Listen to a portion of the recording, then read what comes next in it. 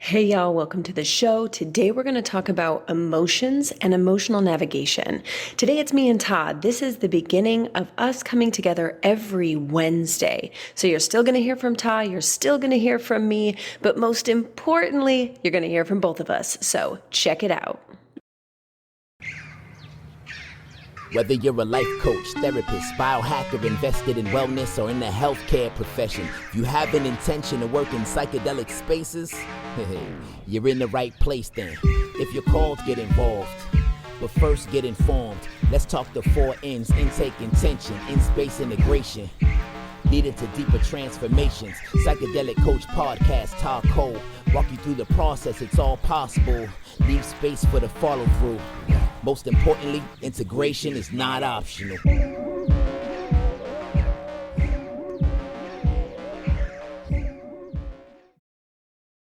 Hi, Tah Whitty. Hey, Kole Whitty. We're trying something a little different today. We're putting You're in so video. far away. So far away. Far away.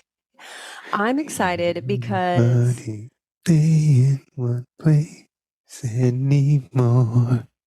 The lips, though. People need to watch the video just Right. so they can see the lips. Watch that video. Watch it. Watch these So- lips. This is the Psychedelic Coach Podcast. my name is Cole. My name is Tah. Today, we're going to talk all about what your emotions are telling you. And Todd, to kick us off, will you explain a little bit about emotions? Because you're the emotion master, you do events on it. And I don't know, I just feel like you're the perfect person to kick us off for this conversation today. Well, I believe, I know that emotions are probably one of the most under evaluated things when it comes to wellness. We have mental health, we have body health, we have all of this stuff. And emotional health is not something that's put into the foreground. And one thing that we all have in common as human beings is that we all have emotions. The other thing is we breathe air, right? And so we all have emotions. And one of the things that I like to talk to people about at our trainings is, we've been taught how to meticulously talk ourselves out of what our inherent signals are telling us to do, and on behalf of society, on behalf of family structures, on behalf of everything else. And the signals that we're all born with are emotions. And we're born with, let's I'm just going to reel it back a little bit. We have feelings, right? We all feel. And there are 2 main branches of feelings in the way that I work, okay? In the way that we work at the Condor approach. You have sensations, which would be your feeling of temperature, pressure, pain. These are sensations, right? Taste is a sensation. Vibration is a sensation. All of these things are sensations.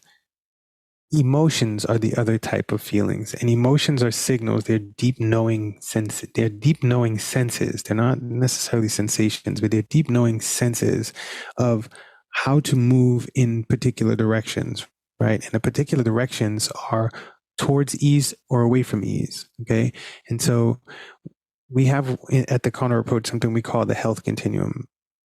And we see things as health is not the opposite of dis-ease. Ease is the opposite of dis-ease. And you have a continuum between ease and dis-ease, and that is called health. And so you can ride along that continuum from one side to the other, right? From ease to dis-ease, dis-ease back to ease. Now, the emotions that are pleasant, we have pleasant emotions, and people often call those positive emotions. Pleasant emotions tell us that we're in ease or we're moving towards ease. Unpleasant, or what people would call negative emotions, tell us that we're in disease or moving towards disease. And so knowing what these signals are and how they function can help us to move from ease to dis-ease or disease to ease and know where we are. And so we have a myriad of emotions going on at any one moment. And so part of the disruption with people is that they're overloaded with a lot of different things and they don't know how to navigate the multiple emotions that are going on inside them. So the signals of ease and dis-ease, in a nutshell, are your emotions. So, this is something that, especially at the live events, I think people end up is one of the biggest takeaways, is having a greater understanding of emotions and really recognizing and accepting emotions as important data. Because for us, with the 3 points of ease, are you feeling safe? Are you feeling connected? Are you feeling fulfilled? Your emotions are always trying to get you back to ease, or they're a signal that you're not in ease. And that the system in itself is putting the emotions online to try to bring you back to ease. So how can someone start to identify and differentiate between different emotions and their messages, both from like a personal level and then also from a coach level? Well, I mean, there's a lot to it. There's a lot of them. So we start off with basic emotions, right? The foundational emotions of sadness, anger, happiness. Like these are real basic emotions. And when you think about the basic emotions of sadness, like sadness is an indicator that a person is disconnected from something or someone. Okay? And that's basically the gist of it. And there are branches off of sadness, like despair. There's all these different emotions that are a combination of sadness and anger, sadness and frustration, and all of these different complexes.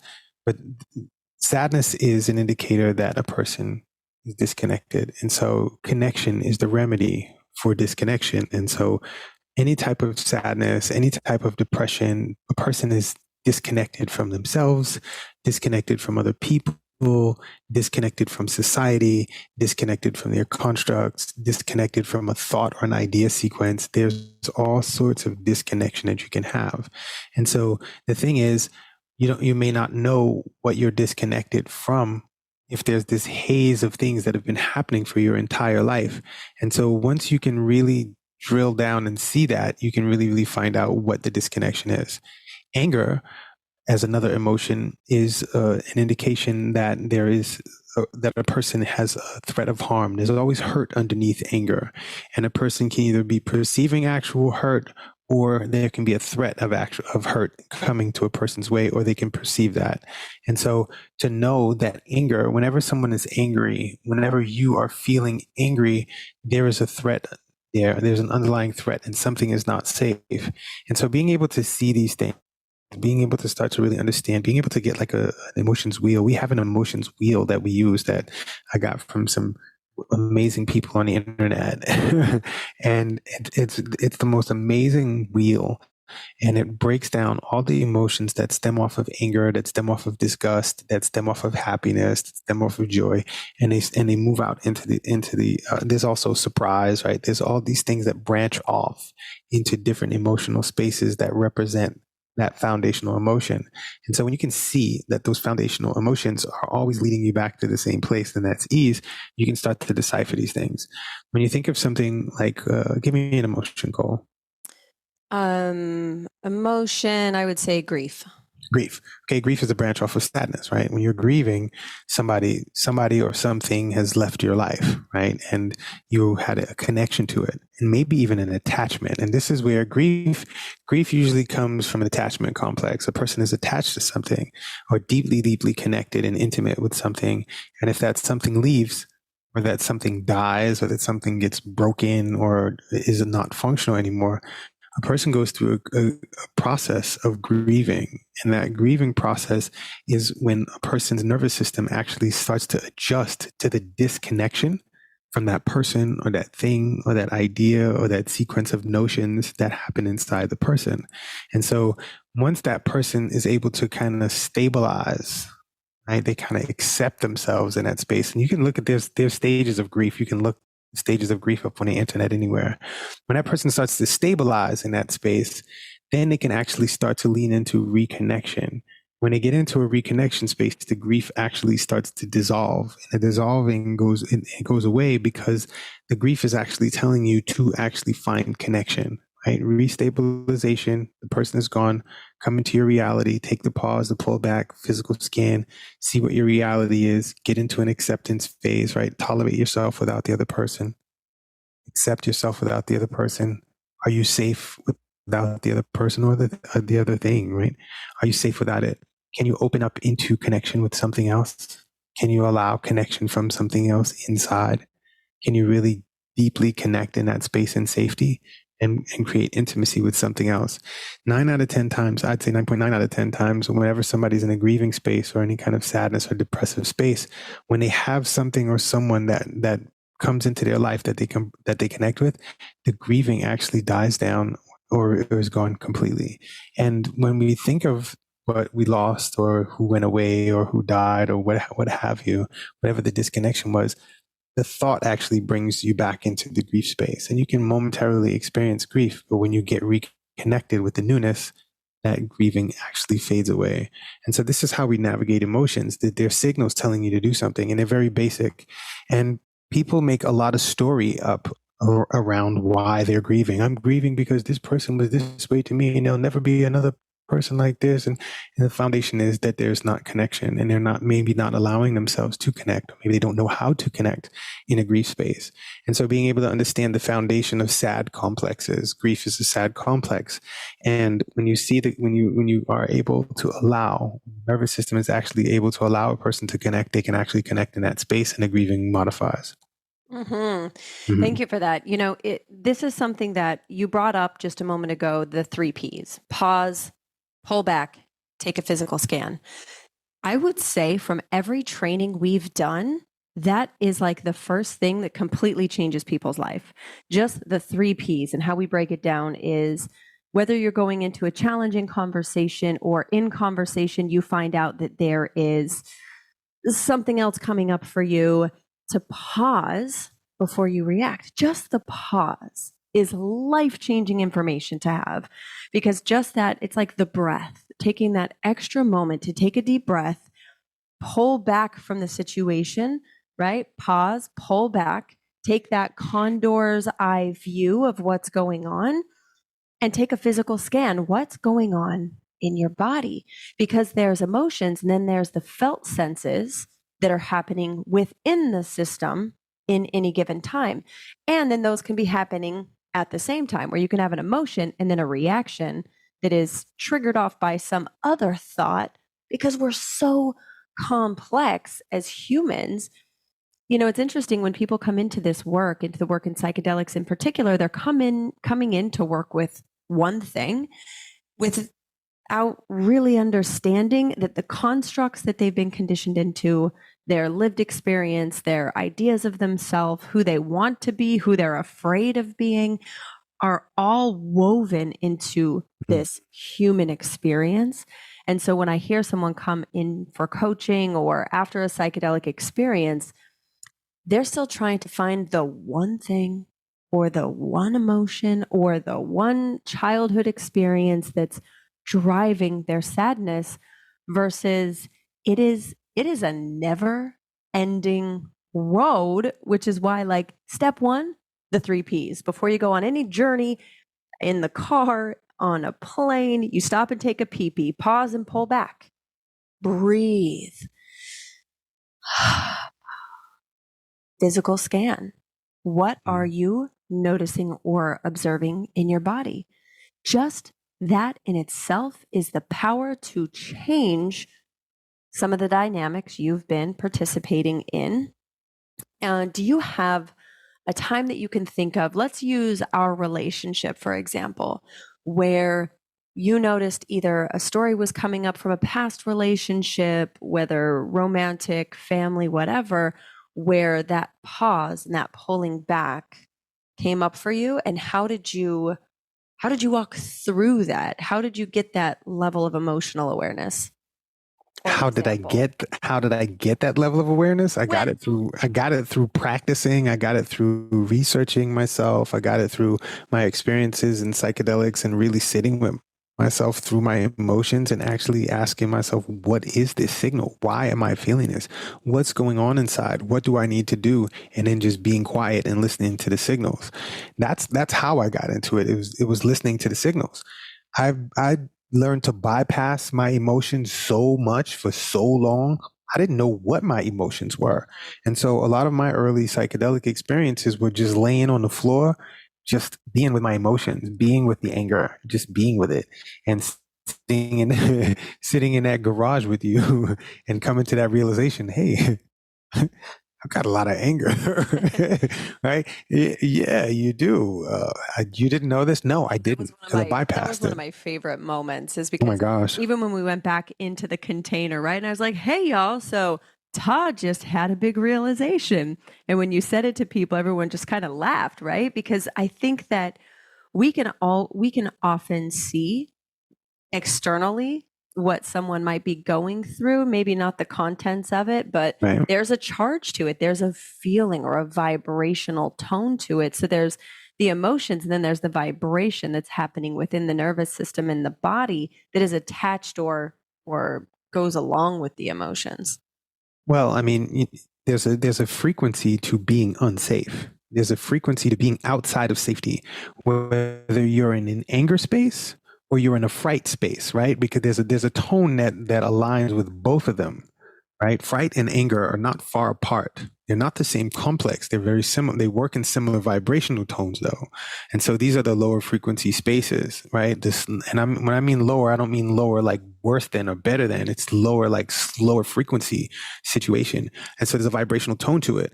And so people can pick up on your vibrational tone. I was scared of everything. I was scared to be seen. I was scared to be honest. I was afraid of everything.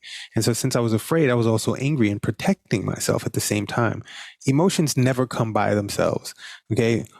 Whatever anybody's telling you, you need to go have anger management, or you need to go see a therapist because you're sad. It's never just one emotion. And this is part of the issue, is that we've been hoodwinked into believing that there's just one thing that needs to be navigated, and it's not. It's never one thing. You know, I actually did an Instagram reel today that I didn't post yet. I'll post it, and y'all will probably be able to see it. But right now I have a sty on my left eye, right? And I went on Instagram and I made this post, and it was like, hey, listen, I want to let y'all know, people keep asking me, what emotions am I navigating? And I said, so look at this thing on my eye, right? And I'm going to come closer to the camera for those of y'all who are watching, right?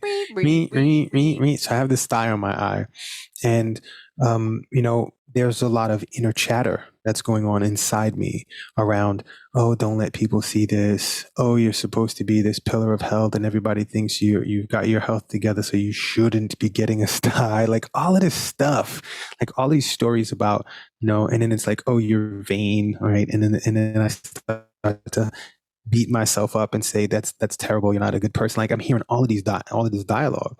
And so what I'm doing is I'm leaning into it, and I lean into it, and I ask you, hey, Kole, how do you feel? And I've asked you this several times. How do you feel with this thing on my eye? Do you think I look disgusting? And you're like, no. And you kiss me, right? And you tell me that I'm beautiful. And that's how I get my nervous system to realign outside of the stories, because the emotions are always a result of a thought. They're always the result of a thought. They never come without a thought pattern. And so the thought patterns are usually based on past historical data. And in the past, I've watched people put people down based on their physical appearance. I've watched people judge people who are teachers, who are figures and stuff like that based on their health. If they're teaching something, I've been in a position in the past to judge somebody. How's that person going to tell me about this when they've got this amount of fat on their body? And all. I was that guy. Right. So I know about the judgment space. And so since I know about that space, there are stories in the background that would have me question myself as a result of my appearance. And people would call this vanity, right? And, oh, you're so vain, right? Vanity is nothing wrong with vanity. Vanity is actually an emotion space, right? When I am in a vanity space, I am feeling like I'm all about myself. I don't think there's anything wrong with vanity. And so these are all things that are based on past historical data. We bring the thought into play, and the thought is spinning around, and the thought drives the emotional complex. It drives me to want to hide, because if I have thoughts that somebody might judge me, then maybe I shouldn't get on camera. Maybe I should hide from people. Maybe I should have my eyes wide open so my eyelid tucks into the frame, right? Into my eye socket so that you can't see it. Like all of these thoughts are spinning around, and it causes a distraction. And so what I have to do is I have to lean into it and disarm. And this is one of the things that I teach in the Condor approach. This is one of the things that I'm going to be teaching at Emotion All, is the disarming of other people around your emotions. And it's like, hey, listen, I'm feeling this way. Can I share something with you? And if they say yes, then say it's about my emotions and some stories that are going on in my head. And I just want to confirm with you whether or not it's true on your end so that I can proceed forward and get my nervous system to align outside of these spinning thoughts that I have.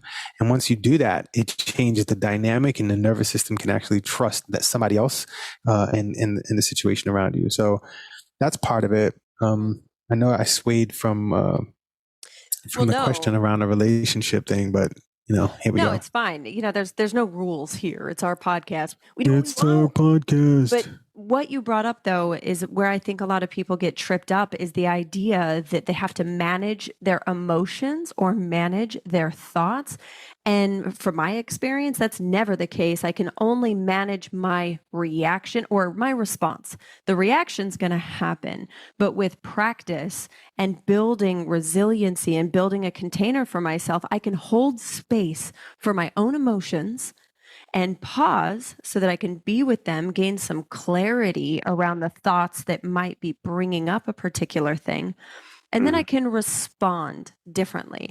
Where in the past, if I got triggered, it was loud, it was to defend. It was that anger device coming online to protect me from what it perceived was an attack or a threat or some sense of I'm not safe harm, right?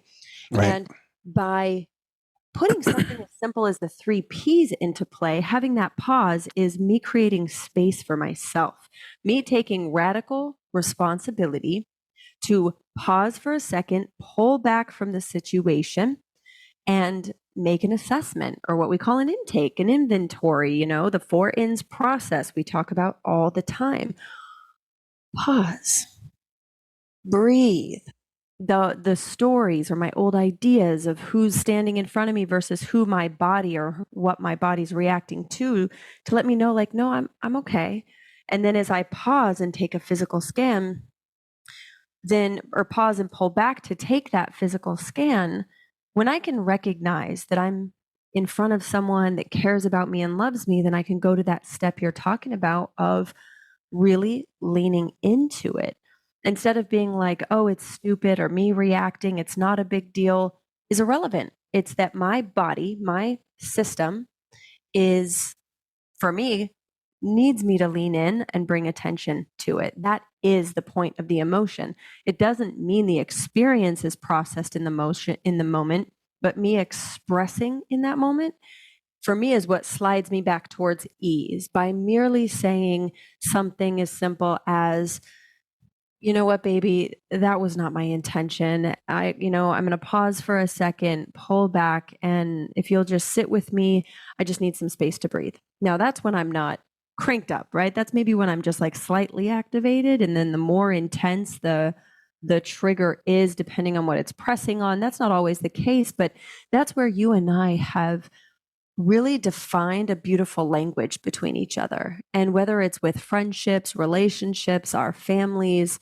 we've learned how to let people know how to support us and lean in to actually experiencing the emotions versus bypassing it, shoving it down, suppressing them, repressing them, and basically oppressing ourselves. Well, human beings, right? We have this incredible gift that other animals, I don't know any other animals that have the gift that we have of response the way we do. Maybe some primates, maybe some whales. I don't know. Had some monkeys throw some poop at the zoo in class. When we're born human beings, we are reactive. We react to the environment. If a child gets hurt, they furrow their brow, right? They're injured, they're hurt. Your anger device comes online to protect, and they may swat their hands and move people out of the way and cry and scream and try to move away. But we learn through our parents and the things that we're taught how to be responsive instead of being reactive.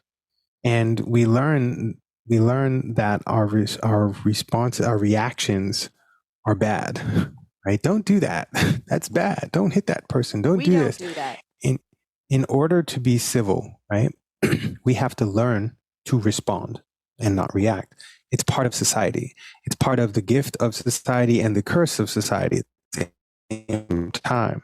In order for us to be orderly and to not kill one another, we have to learn to be responsive. And so the ways that we've learned to be responsive actually shut down the foundational core of us knowing ourselves. And that can be challenging when it comes to following your signals and following your truth and knowing what's highly functional for you. And this is the mystery. This is the riddle of humanity, is we've learned to quell our reactions. We've learned to regulate our reactions and modify our reactions. And if our responses are not what society deems appropriate, we get shamed, we get thrown under the bus, we get put into jails, we get done, all kinds of stuff happen to us. And I'm not saying that those things are dysfunctional all the time, but they're not always functional. And so where do we draw the line in these spaces? Where are we sovereign and where does society need to take over for us, because we are uncontrollable savages, right? And so this is the conundrum with this. And when we look into, well, according to Freud, we are savages with sexual urges and other urges that need to be quelled. They need to be controlled because we cannot do them ourselves. So society has to do it for us. And again, this is the blessing and the curse of society, is that we have these rules set up so that we don't kill each other and that we live longer lives and all of this stuff, because human beings used to kill each other, right? I mean, all kinds of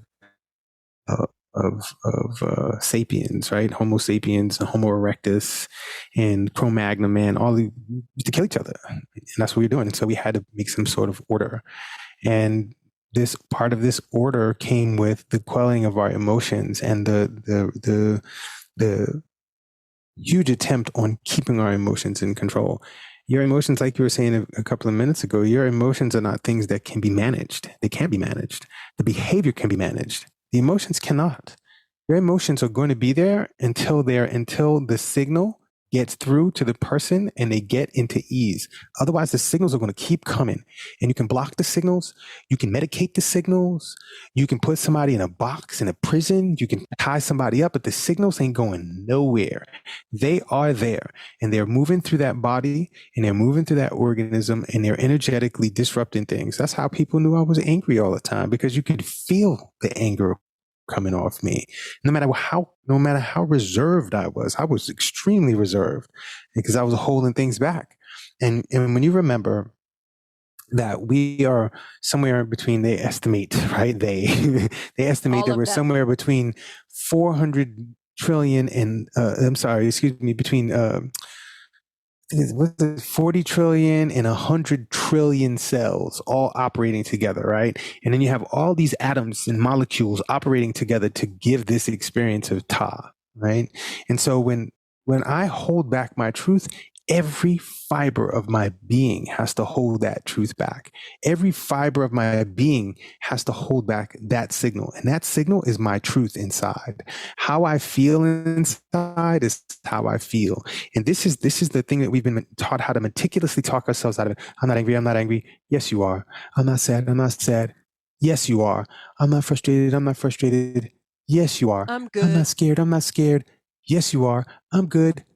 No, you're not. Right? And these are all the things we've been taught to lie about. And we've been lying to ourselves. And we've been taught by our parents. We've been taught by slave masters, by governments. We've been taught by all these people to deny the inherent truth that's going on inside.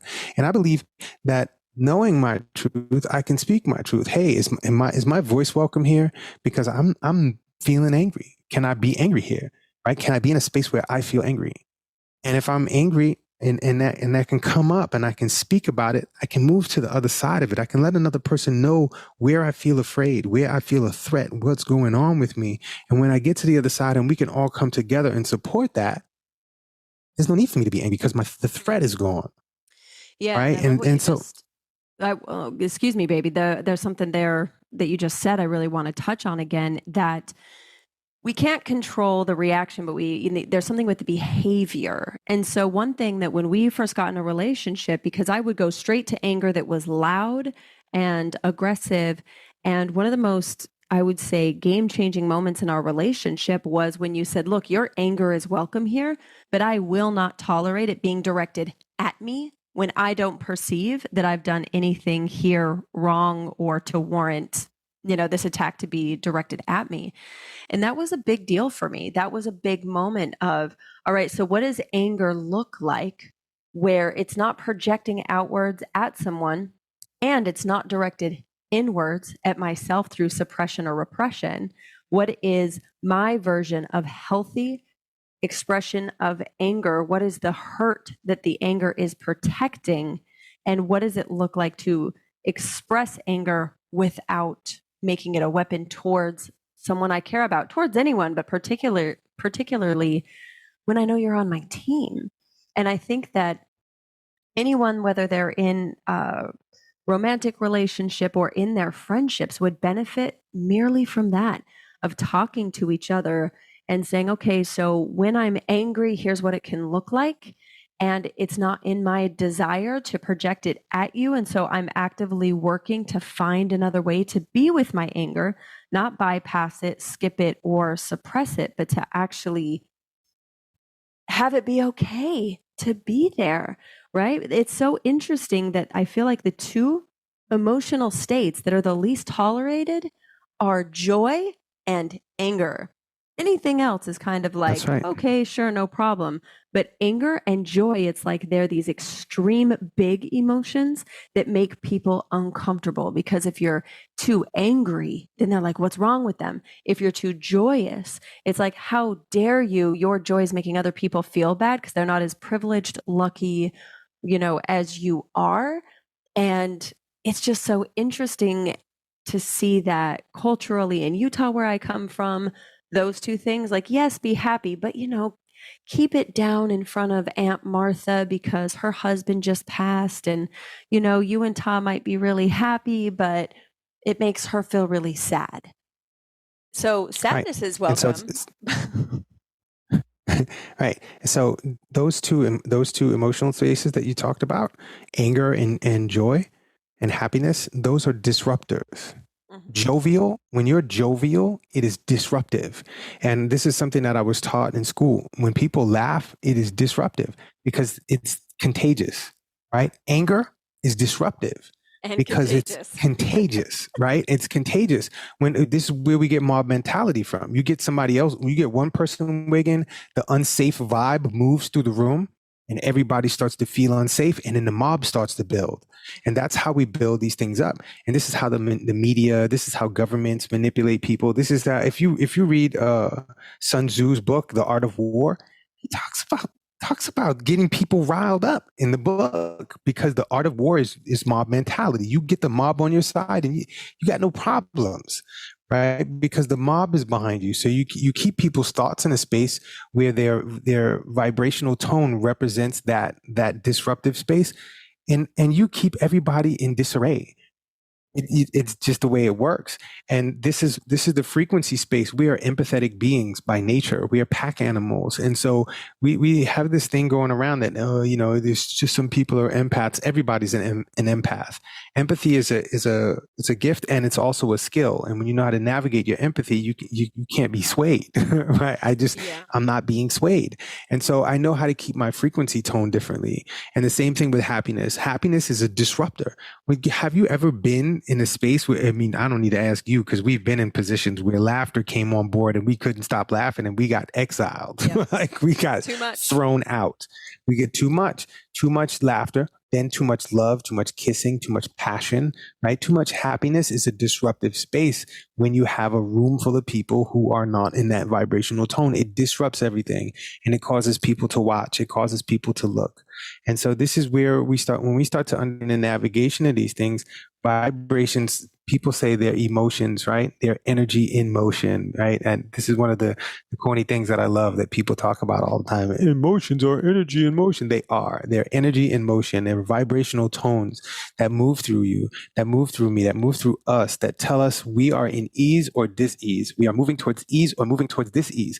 It's that simple. And there are 3 points to it. Am I safe? Am I connected? Am I fulfilled? If I'm not safe, connected, and fulfilled, I'm going towards dis-ease. If I'm safe, connected, and fulfilled, I'm going towards ease. And there are different aspects of me that can be safe, connected, and fulfilled, and other aspects will be unsafe, disconnected, and unfulfilled. I can be safe, connected, and fulfilled in my relationship with Cole, and disconnected, unsafe, and unfulfilled in my relationship with somebody else. And these are multiple spaces at the same time. So when you can sit down, slow down, take a pause, pull back, do a physical scan, and actually be with your emotions and give yourself some space, this is where we can navigate this. And I think the more society grows, the more we have multitasking circumstances and situations, the more it pulls us away from the multiple emotions that we have. When people live simple lives with simple situations and simple environments, they don't have the emotional clutter. Right? We have emotional clutter, and then we're told that our emotions are too much, and we're told that our emotions are too inconvenient. We're told all these things, so we hold them in, and then we don't allow ourselves to complete the sequence and the cycle of the emotions, and it becomes an issue. And that's disease. Yeah. I mean, that is what we're marketed to, our emotions. You don't have enough, but if you get this, you'll be happy. If you use this dish detergent, your hands won't be dry and you'll feel better. If you buy this car, you'll be sexy. If you buy this food, this will happen. If you buy this dress, you're going to be popular. I mean, that is what social media is built on. Yep. So for you, if you are going to give a parting piece of advice to someone that maybe is exploring emotional awareness, emotional intelligence, really looking to go through a like maturation process with their emotions, of allowing them to be there even, what would you say if you were going to take the next like 3 minutes, give a piece of advice before we wrap? Yeah, the first thing is, the thing that I would share is take a step back and ask yourself, whose emotions are these? They are your emotions, right? And when you realize that they're your emotions, they're there for a reason. And when you shame your emotions, you say, I don't want to have this, you're saying you don't want to have a piece of yourself. And when you say you don't want to have a piece of yourself and you ignore it, you put it in the shadow, or you bypass it, or you hide it, you put it in the shadow, it is looking for illumination. And so the idea that your emotions don't belong there is the first idea that I would ask you to lean into, kind of scrubbing away, right? Just being with it, be with your emotions, and ask the people around you for permission. Is it okay if I'm just angry today? Is that okay? You don't have to talk to me. I don't need to be fixed. Is it okay that I just feel this anger so that I can get to the other side of it because something doesn't feel safe and I'm figuring out what it is so that I can make the next move, right? Being with that emotion, removing the idea that something is wrong with your emotions. Whose emotions are these? They are mine. That's it. That's the first thing that I would invite you into. And we'll do more podcasts and we'll have more tips, and you can come to Emotional in May 6th and 7th in Austin. And you can come to the Condor Approach in June. Please come to the Condor Approach in June. We teach all this stuff in the Condor Approach and so many more tools to support you in navigating your emotions. Yeah, I mean, some of the things that we hear is the Condor approach is like being in a psychedelic journey because of the way it shifts your perspective. The difference is people leave having a clearer idea of how to navigate, like you were sharing. And I love what you shared as far as they're your emotions. And I grew up in a culture in Utah where there was a lot of comparative trauma, where it's like, yeah, but I'm lucky, I'm privileged for these reasons, so my anger doesn't belong here, or I don't have the right to feel angry or ungrateful, because that was a common thing to hear was, yeah, but this child, this person, this situation, this country has it worse than you. So basically your emotions are not valid because there is not a good enough reason to feel the way that you feel. And that, like my parting words for anyone is to explore, where does your idea of your emotions come from? Did someone tell you you're angry, but you didn't feel angry? Maybe your face was twisted up. Maybe you were experiencing a moment of distaste. Was it anger? Because that was another thing for me to explore, is what do I think of my senses, of my feeling in my body? And that was an incredible place to explore, is like, who told you that? Who told you you were angry? Who told you you weren't angry just because you smiled all the time? Some of the people that I love the most that took their own lives came across as the happy one, the comedian, the playful one. And well, that just doesn't add up if someone is happy all the time and then everyone is shocked by that darkness. So I've just seen so many patterns in people we've worked with where it becomes dis-ease, literally, either a cancer or something, or a mental health dis-ease where they can't survive another day. So thank you, Tah, for this new adventure and the content that we're creating. This is a movement. Sure. Integration is not optional, but how you integrate is. And if you don't integrate with your emotions and get very clear in the signals and how it's informing you, you're missing it. Yep. And your emotions are always there, family. They're always there. They're there right now. Right? If you're feeling some confusion, like right now, I looked at the screen, and I saw the bump on my eye, and I got a feeling of anger inside, right? And that feeling, I went right to it. I'm like, well, what's the threat? And it's like, I'm angry because my immune system didn't protect me from whatever the germ got into my eye. Right? And so I've diffused it already. And it's just, these are the things that are always there. These emotions are there. They may be small. Navigate them. Have conversations with yourself. Have conversations with other people, y'all. This is what it's all about. And if you're going to be involved in the psychedelic community, if you're diving into these spaces, emotions are coming up. Okay. And so if you're going to hold space for other people, you have to know your own in order to even truly, authentically help someone else coach through theirs. Because if you don't have an awareness of your own and also how that vibrational quality in your body is transferring, if you have anger and you go into a psychedelic space, holding space for someone where you're sharing a container and suddenly they're angry out of nowhere, just saying, it is your responsibility, if you care about the outcomes of others, to get proficient in your own emotional navigation. So that's today's episode, y'all. Tell us what you think. We are going to be coming every Wednesday. We're actually committing to an official schedule. Every Wednesday is going to be me and Tah. So you're going to get a fresh episode every Wednesday, plus an episode with me each week, an episode with Tah. And you can always count on this Wednesday, Couples Day. Yes. The next Condor approach is June 13th to the 17th. And there's 2 ways to attend. You can come as a member of the public, or you can come as a coach, and they have different options. So I'm excited for all the big changes and stuff that we're doing. I'm excited too. And yeah, come to this training. You will not be sorry. You will be overjoyed with how many new tools you have that haven't been offered before. And this is just game-changing stuff.